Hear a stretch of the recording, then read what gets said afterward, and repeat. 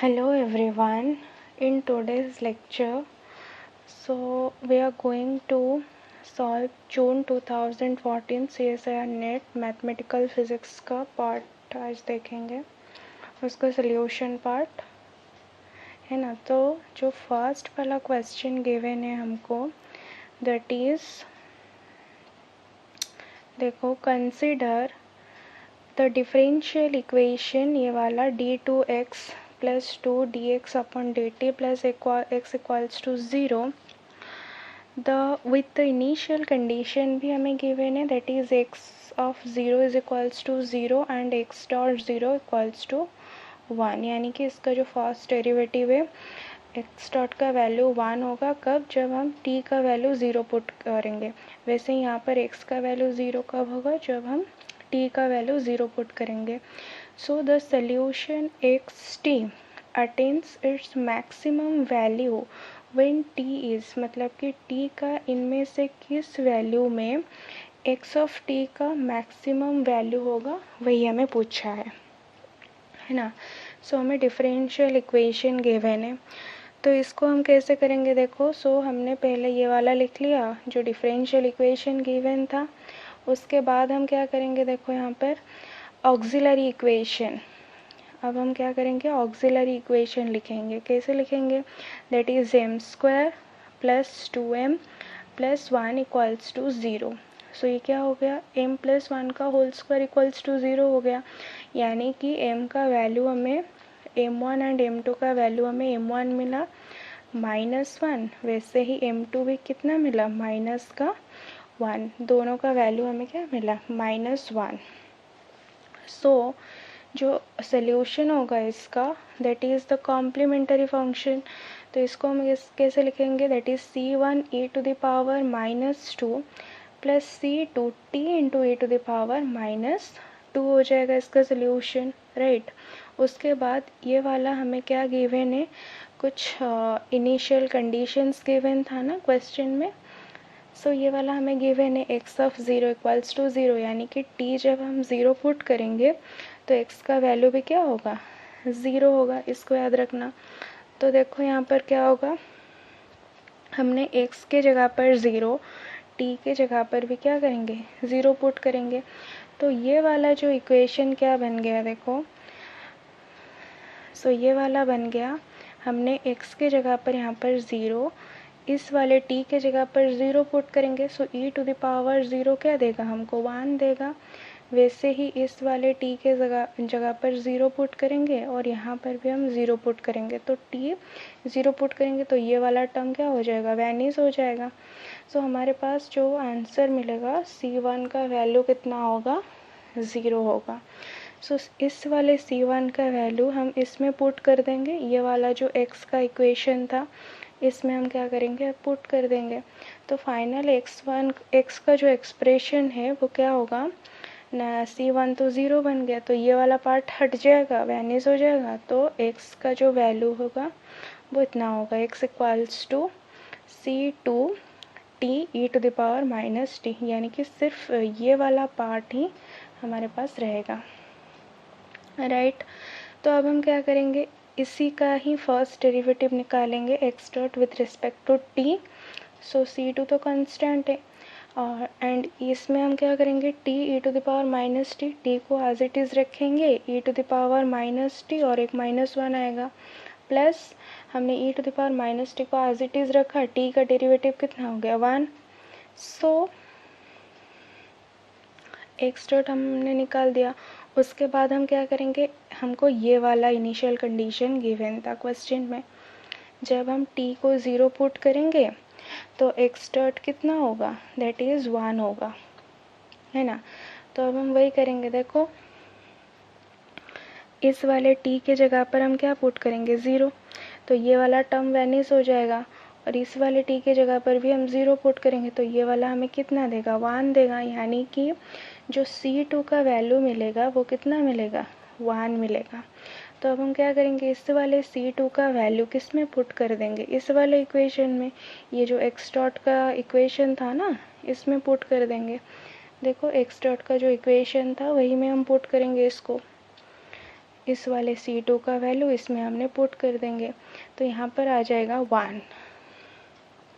तो x dot का value कितना हो गया, -t e to the power -t plus e to the power -t, ये बन गया x डॉट का वैल्यू। तो देखो हमें क्वेश्चन में क्या पूछा है कि द सॉल्यूशन xt अटेन करेगा इसका मैक्सिमम वैल्यू, इस वाले पॉइंट को ज़्यादा ध्यान दो, मैक्सिमम वैल्यू t का, यानी कि हम इस ऑप्शन में से t का वैल्यू ऐसे क्या पुट करें कि x ऑफ t जो होगा वो मैक्सिमम होगा। तो देखो, तो हमें पता है कि फॉर मैक्सिमा और मिनिमा डेरिवेटिव x का डेरिवेटिव क्या होना चाहिए, 0 होना चाहिए। तो जो हमने x डॉट का वैल्यू निकाला उसको हम 0 के इक्वल रख देंगे, राइट। सो इन दोनों में से हमने क्या कॉमन लिया, e to the power minus का t, तो यहाँ पर 1, यहाँ पर क्या आया 1 minus t equals to 0। So यानी कि e to the power minus t equals to 0 और 1 माइनस टी इक्वल्स टू 0। तो यहाँ से हमको t का दो वैल्यू मिलेगा, इन्फिनिटी एंड 1, राइट।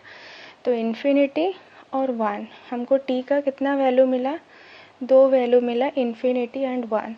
तो इन्फिनिटी, उसके बाद हम देखेंगे कि इन दोनों में से अब हम क्या निकालेंगे, मैक्सिमा और मिनिमा के लिए ये वाला एक कंडीशन होता है, this is the first condition. और सेकंड कंडीशन क्या होता है कि जो उसका डबल डेरिवेटिव होगा वो लेस देन 0 होगा, ये वाला सेकंड कंडीशन होता है ना। तो अब हम क्या करेंगे, x डॉट का और एक बार डिफरेंशिएट करेंगे विथ रिस्पेक्ट टू t, तो वो क्या होगा, देखो e to the power minus t, उसके बाद क्या होगा, तो ये वाला हमें x डॉट हमने निकाला था, x डॉट का वैल्यू ये वाला, तो अब हम इसमें से ही x डबल डॉट निकालेंगे।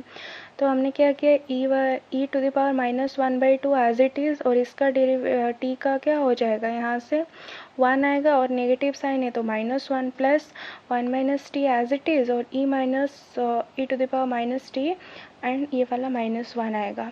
उसके बाद हम क्या करेंगे, इसको हमने ऐसे लिख दिया, minus e to the power minus t minus of 1 minus t e to the power minus t. तो अब हम t का, अगर t का वैल्यू इन्फिनिटी लेंगे तो वो डिफाइन ही नहीं होगा, यानी कि वो 0 के इक्वल आ जाएगा। तो इनमें से हम t इक्वल्स टू 1 का वैल्यू ही लेंगे, तो इन्फिनिटी तो नहीं ले सकते, राइट ना। तो इनमें से हम t का वैल्यू क्या लें, तो इनमें से हम t का वैल्यू कितना लेंगे, 1 लेंगे। सो t का वैल्यू हम 1 लेंगे और चेक करेंगे कि उसका वैल्यू लेस देन 0 आ रहा है कि नहीं। अगर 0 आ गया तो हमारा जो आंसर होगा वो करेक्ट हो जाएगा, है ना। तो देखो हमने यहाँ पर क्या किया, t के जगह पर हमने, इस वाले t के जगह पर भी हमने क्या पुट किया, 1, इस वाले t के जगह पर भी 1, इस वाले t के जगह पर भी हमने 1 रख दिया। तो ये वाला टर्म तो वैनिश हो गया, क्योंकि यहाँ पर अगर मैं 1 रखूँगी तो 1 माइनस 1 0 बन जाएगा और ये पूरा टर्म वैनिश हो जाएगा। तो हमारे पास सिर्फ ये वाला बचा, जो कि इसका वैल्यू कितना आया, अगर minus e to the power -1 देखेंगे तो उसका वैल्यू नेगेटिव ऑफ 0.36 आ रहा है, नेगेटिव में आ रही है, that means that is less than 0 है। तो जो हमारा आंसर होगा वो t का वैल्यू हमने क्या पुट किया कि जो x का वैल्यू वो मैक्सिमम आया। तो आंसर क्या हो जाएगा, इसमें आंसर आएगा t का वैल्यू 1 होगा, है ना। ओके, नेक्स्ट नंबर 2 क्वेश्चन जो गिवन है that is consider the matrix M हमें गिवन है, that is 0 2 iota 3 iota -2 iota 0 6 iota -3 iota -6 iota 0। The eigen value of M हमें पूछा है, इस वाले मैट्रिक्स का आइगन वैल्यूज़ हमें पूछा है। तो देखो ये वाला जो मैट्रिक्स गिवन है, अगर हम इसका ट्रांसपोज लेके कॉम्प्लेक्स कंजुगेट निकाले, यानी कि अगर मैं एम डैगर निकालूँ, एम डैगर मतलब पहले तो इस मैट्रिक्स का हम क्या लेंगे, ट्रांसपोज लो, उसके बाद कॉम्प्लेक्स कंजुगेट उसका लो, तो वो अगर सेम आएगा, देखो यहाँ पर सेम आया, तो अगर सेम आ रहा है यानी कि एम डैगर यहाँ पर क्या आ रहा है, सेम आ रहा है, तो हम बोल सकते हैं कि ये जो एम मैट्रिक्स है दैट इज़ अ हॉर्मिशियन। एम क्या होगा? हॉर्मिशियन। और एक बात याद रखना, हॉर्मिशियन मैट्रिक्स के लिए हमेशा आइगन वैल्यूज़ क्या होते हैं? रियल होते हैं, है ना, रियल आइगन वैल्यूज़ होते हैं। तो ये वाला ऑप्शन तो डिस्कार्ड हो गया, है ना। और हम बोल सकते हैं कि आपको पता होगा कि जो ट्रेस ऑफ मैट्रिक्स होता है वो ज़ीरो होता है, एंड ट्रेस को हम लिख सकते हैं that is sum of eigen values भी लिख सकते हैं, है ना। ट्रेस को हम सम ऑफ आइगन वैल्यूज़ भी लिख सकते हैं। तो अगर ये ज़ीरो आया तो वो हमारे क्या हो जाएंगे? हम इस इन ऑप्शन में से हम देखेंगे किन तीन आइगन वैल्यूज़ को हम ऐड करें, उनका सॉम ज़ीरो आए। देखो इसका इनका सॉम तो ज़ीरो नहीं आ रहा है, तो ये वाला तो नहीं होगा। इनका सॉम ज़ीरो आ रहा है और इसका सॉम भी ज़ीरो आ रहा है, तो हमारे पास अभी ए और बी में से कोई भी एक हो सकता है आंसर। दूसरा वाला जो हमें पता है कि जो डिटर्मिनेंट ऑफ मैट्रिक्स होता है that is zero, that means determinant किसके बराबर होता है? प्रोडक्ट ऑफ आइगन वैल्यूज़ वो ज़ीरो होना चाहिए। तो अब हम देखेंगे किसका प्रोडक्ट ज़ीरो हो रहा है। इनका प्रोडक्ट करो, क्या ज़ीरो दे रहा है? नहीं। तो ये ए वाला ऑप्शन भी क्या हो गया? डिस्कार्ड हो गया। तो सिर्फ इसका अगर हम प्रोडक्ट करेंगे तो इसका वैल्यू हमें क्या मिलेगा? ज़ीरो मिलेगा। तो जो हमारा आंसर होगा दैट इज़ -707 हो जाएगा, है ना। तो ये वाला हमारा क्या हो गया? आंसर हो गया, क्योंकि ये सारे कंडीशन को सेटिस्फाई कर रहा है। पहले तो हमने देखा कि यानी कि यहाँ पर λ1 क्या है? -7, λ2 है 0, λ3 है 7। अगर हम तीनों को ऐड करेंगे यानी कि इसका ट्रेस अगर हम मैट्रिक्स का निकालते हैं तो वो ज़ीरो होना चाहिए। तो इन तीनों को भी ऐड करेंगे तो हमें ज़ीरो ही मिलता है ना। तो वैसे ही डिटर्मिनेंट ऑफ मैट्रिक्स ज़ीरो होना चाहिए। तो इसका प्रोडक्ट भी हमें ज़ीरो दे रहा है। तो यानी कि ये दो कंडीशन को सेटिस्फाई कर रहा है जो हमें चाहिए था। So the correct answer is here -707। And इसको भी याद रखना कि हर्मिशियन मैट्रिक्स का आइगन वैल्यूज़ हमेशा रियल होता है, इसीलिए ये वाला ऑप्शन पहले से ही हमने डिस्कार्ड कर दिया है ना। ओके देखो जो थर्ड क्वेश्चन गिवन है that is if C is the contour defined by mod z equals to 1/2 the value of the integral closed integral dz upon sine square z is how much? Infinity, 2 pi iota, 0 pi iota. So इसको पहले समझो कि mod z equals to 1/2 का मतलब क्या होता है। देखो mod z is equals to 1/2, यानी कि यहाँ पर जो सेंटर होगा वो ओरिजिन होगा और जो रेडियस होगा दैट इज़ 1/2 का रेडियस होगा, सेंटर ओरिजिन होगा। तो हम एक सर्कल बनाएंगे जिसका रेडियस कितना होगा? 1/2, है ना। तो ये रियल एक्सिस हो गया और ये वाला क्या हो गया? Imaginary axis. तो ये वाला जो हमने रेडियस यहाँ पर लिया, इस यहाँ पर r इक्वल्स टू कितना है? 1/2 है।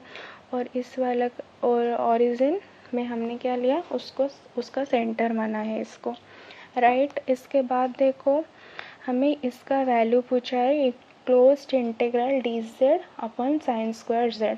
तो फर्स्ट ऑफ ऑल हम तो पहले क्या निकालेंगे?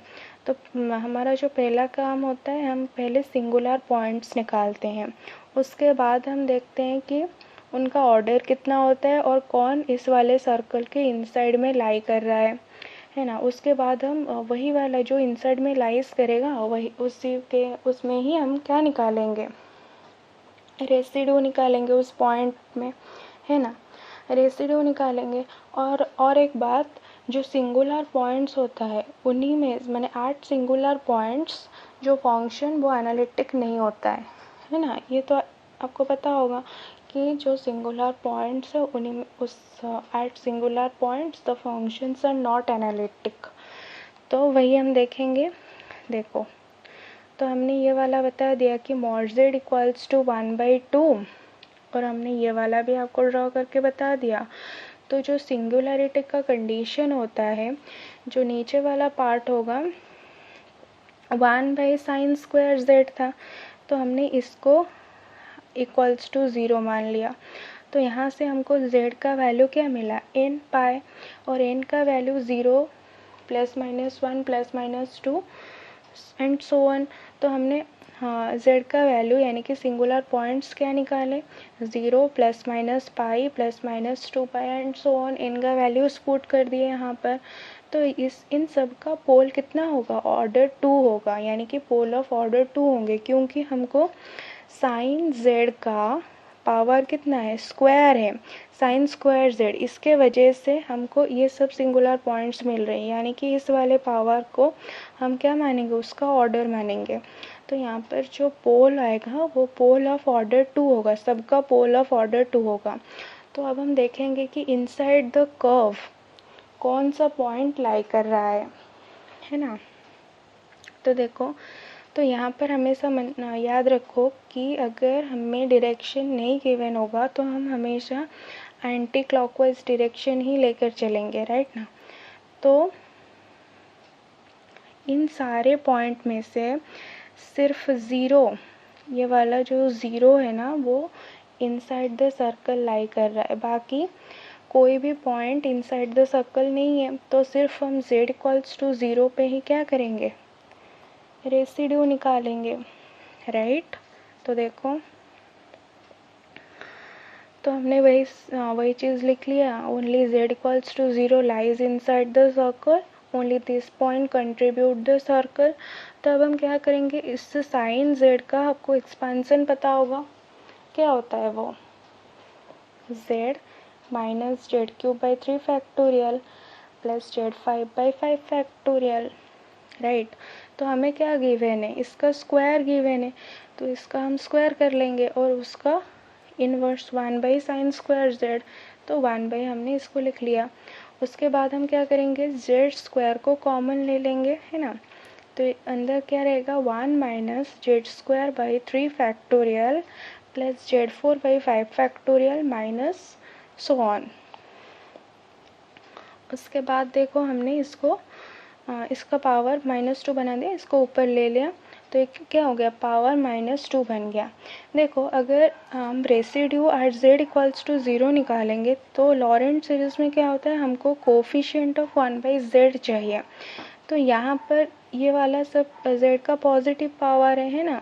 तो यहाँ पर देखो 1/z का कोई कोफिशिएंट हमें नहीं मिला, यानी कि हम बोल सकते हैं कि यहाँ पर कोफिशिएंट ऑफ 1/z कितना है, 0 है ना। तो यहाँ पर हमने देखा कि जो कोफिशिएंट ऑफ 1/z वो 0 आ रहा है, यानी कि हम बोल सकते हैं रेसिड्यू f(z)=0 हमें कितना देगा, 0 देगा। उसके बाद हम इंटीग्रल का वैल्यू निकालेंगे, वो कितना हो जाएगा, वो उसका फॉर्मूला क्या होता है, 2πi into sum of residues, है ना। तो सम ऑफ रेसिड्यूज़ का वैल्यू अब कितना हुआ, 0 हुआ। तो यानी कि इस वाले इंटीग्रल का वैल्यू कितना हो जाएगा, 0 हो जाएगा, राइट। इसको याद रखना, हमें कोफिशिएंट ऑफ 1/z चाहिए, जो कि यहाँ पर नहीं है, जिसका तो इसीलिए इसका आंसर क्या हुआ, 0 हुआ, इसको याद रखना, ओके। उसके बाद देखो नेक्स्ट क्वेश्चन जो गिवन है, that is number 4 question. Given है सम of n = 0 to infinity pnx t to the power n = 1 - 2xt plus t², उसका power -1/2 for mod of t <1। सो हमें इस वाले वैल्यू पूछा है, तो ये वाला बहुत ही आसान है। देखो, हमें एक रूल पता होना चाहिए कि pn ऑफ -1 कब होगा, इसका वैल्यू -1 कब होगा, जब n ऑड होगा। तो यहाँ पर हमें ऑड ही गिवन है ना, हमें क्या, n का वैल्यू ऑड गिवन है, तो इसका आंसर डायरेक्ट आंसर, अगर आपको ये वाला पता होता तो आप डायरेक्टली आंसर निकाल सकते हैं ना। तो इसका जो आंसर हो जाएगा -1 हो जाएगा, इसको याद रखना, ये एक इम्पोर्टेंट प्रॉपर्टी है। pn ऑफ -1 कब देगा, जब n का वैल्यू ऑड होगा, राइट। नेक्स्ट क्वेश्चन देखो, उसका बाद वाला क्वेश्चन है number 5 question. The graph of a real periodic function f of x for the range हमें गिवन है -∞ to ∞ is shown in the figure. So ये वाला ग्राफ हमें गिवन है, तो हमें पूछा है कि which of the following graphs represent the real part of its Fourier transform का रियल पार्ट को रिप्रेजेंट कर रहा है ना। ओके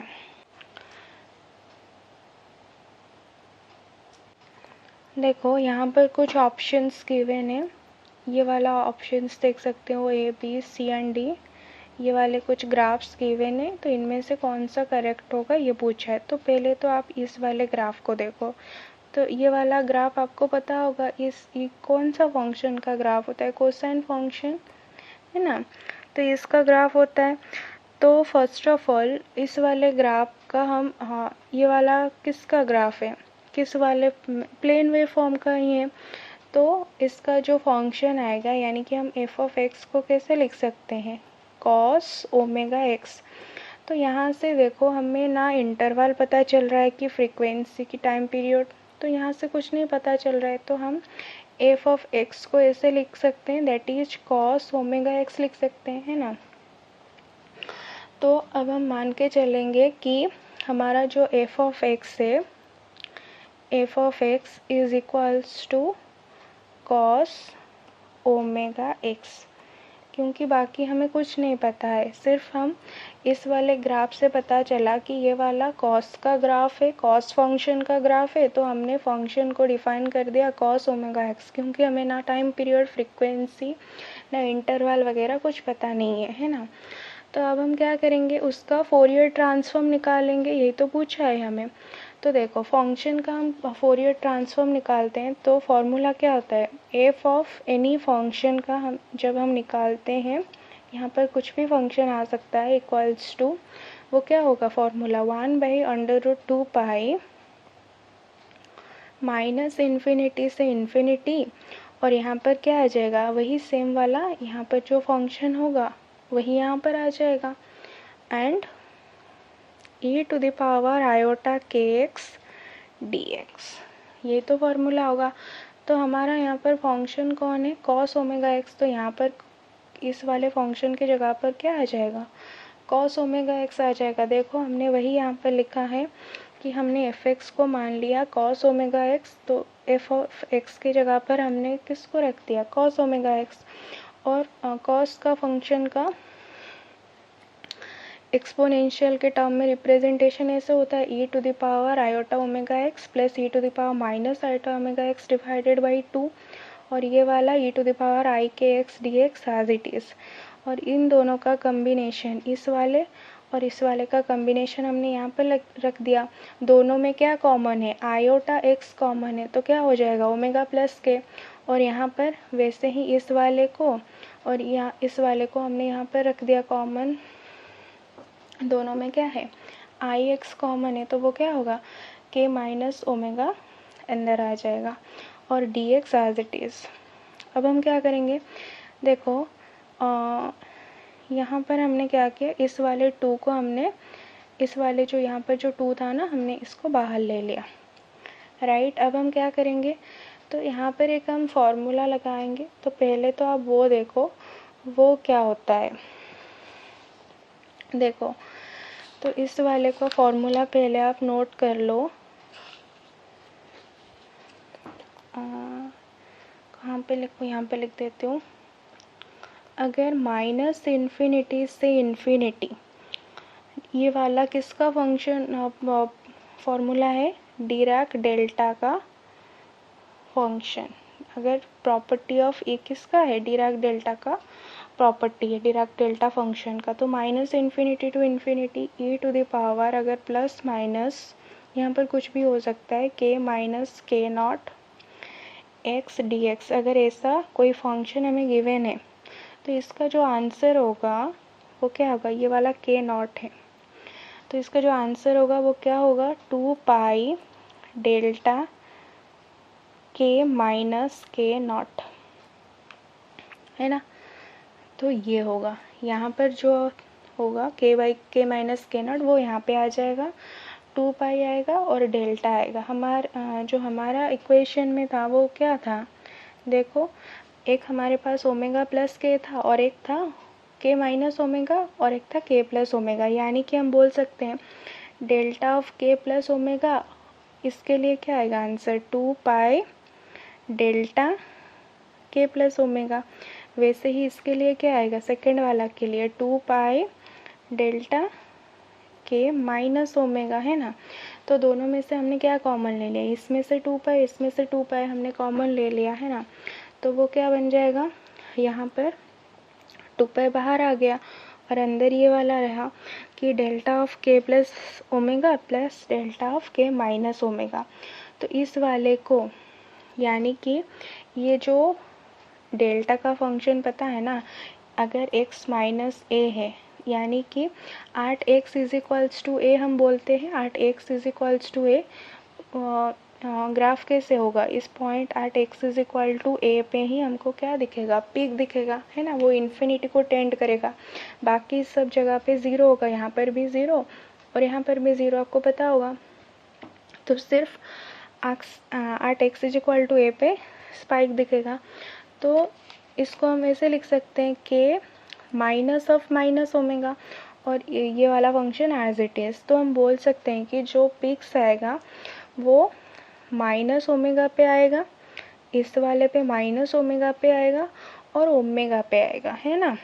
तो यहाँ पे एक delta is equals to 8 minus omega और एक आएगा delta x is equal to 8 omega पे आएगा, राइट। तो यहाँ पर देखो, इसको अगर हम सॉल्व करेंगे 2 कैंसिल हो गया। ये वाला किसको डिफाइन करता है पता है ना, स्ट्रेंथ को डिफाइन करता है। स्ट्रेंथ यानी कि ये दोनों इक्वल होंगे, क्यों होंगे, इन दोनों का स्ट्रेंथ बराबर है, इसका जो स्ट्रेंथ है इसका भी वही सेम स्ट्रेंथ है, तो दोनों का स्ट्रेंथ भी पॉजिटिव है। यहाँ पर नेगेटिव साइन नहीं है, यानी कि ये ऊपर ही आएंगे, दोनों स्ट्रेंथ पॉजिटिव आएगा। एक ओमेगा पे आएगा और दूसरा माइनस ओमेगा पे आएगा, है ना। तो इस वाले ग्राफ किसमें गिवन है, देखो जो ऑप्शन ये वाला ऑप्शन बी राइट हो जाएगा, है ना। तो इसको याद रखना। फर्स्ट ऑफ ऑल तो फोरियर ट्रांसफॉर्म याद होना चाहिए, उसके बाद ये वाला रिलेशन जो डिराक डेल्टा का होता है, अगर e to the power minus infinity से इन्फिनिटी लिमिट है, अगर e to the power plus minus k naught x d x है, तो वो क्या हो जाएगा 2 पाई डेल्टा के माइनस के नॉट हो जाएगा। इसको याद रखना, राइट। सो ये वाला कंप्लीट हो गया जून 2014 का मैथमेटिकल फिज़िक्स का पार्ट। नेक्स्ट हम देखेंगे 2014 दिसंबर का पार्ट है। Okay, thank you.